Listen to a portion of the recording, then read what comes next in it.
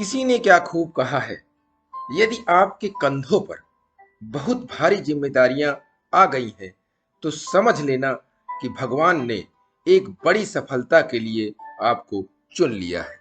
नमस्कार दोस्तों, मेरा नाम प्रेम प्रकाश पांडे है। आज अपने चैनल पर एक नई बेहतरीन मोटिवेशनल स्टोरी लेकर के आया हूं। आज की स्टोरी के जरिए हम जानेंगे कि मध्यम वर्गीय और निम्न वर्गीय में क्या अंतर होता है। तो चलिए, चैनल को सब्सक्राइब नहीं किया है तो सब्सक्राइब कर लीजिए और इस स्टोरी के माध्यम से हम देखते हैं मध्यम वर्गीय लोग और निम्न वर्गीय लोगों में क्या अंतर होता है।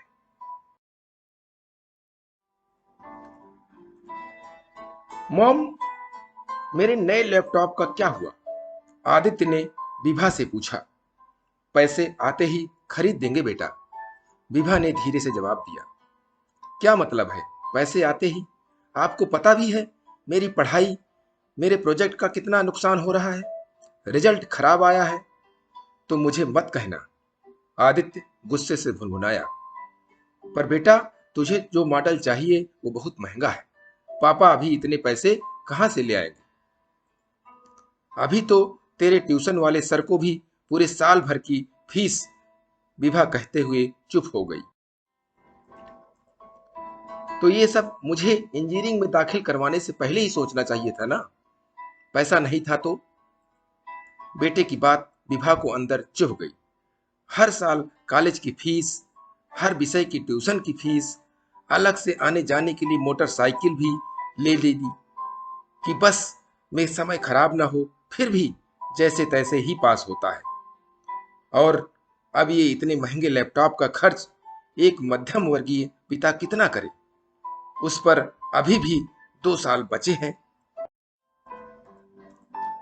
फिर बेटे का एहसान भी सर पर ही, आपके सामने सपने पूरा करने के लिए ही तो पढ़ रहा हूं। विभा बाहर आंगन में आकर खड़ी हो गई। मन बुझा सा हो रहा था बेटे के व्यवहार से। एक लड़का पड़ोसी की गाड़ी धो रहा था, आदित्य के ही उम्र का था। विभा के मन में सहज करुणा आ गई।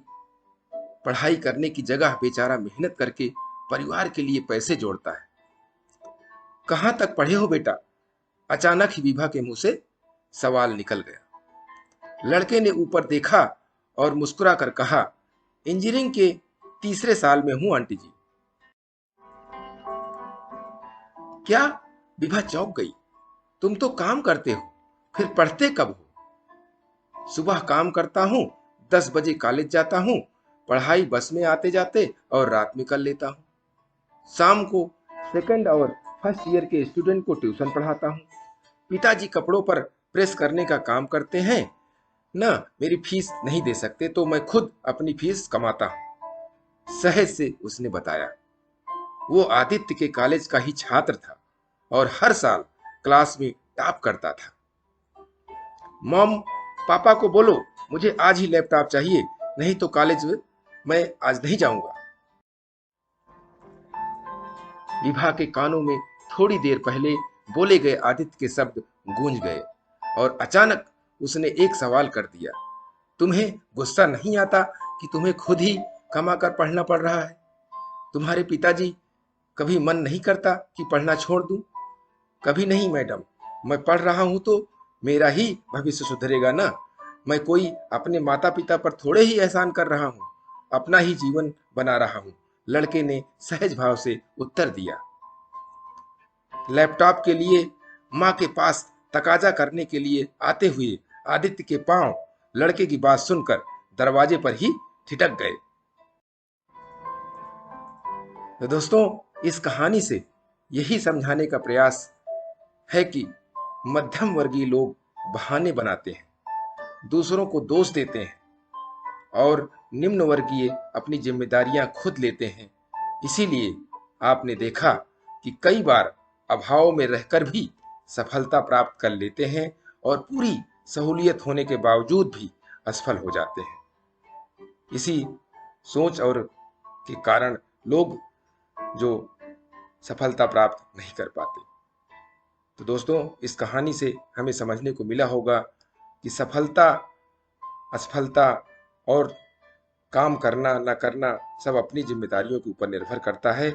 हम कैसे अपने आप को इस समाज में डालते हैं, अपने आप को कैसे सोचते हैं, आज के बच्चे, आज के नवयुवक कैसे काम करते हैं, मध्यम वर्गीय और कैसे निम्न वर्गीय, यह कहानी से समझाने का प्रयास किया है। इसी तरीके से प्रतिदिन सुबह 5:30 बजे एक नई कहानी, एक नई उमंग से दिन की शुरुआत करते रहें।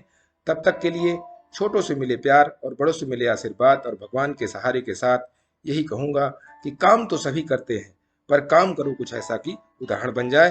ये छोटी सी स्टोरी आपको अच्छी लगी तो लाइक कीजिए, शेयर कीजिए अपने इस मित्रों में भी, और चैनल को अभी तक सब्सक्राइब नहीं किया है सब्सक्राइब कर लीजिए और प्रेस बेल आइकन नई नई मोटिवेशनल स्टोरी पाने के लिए।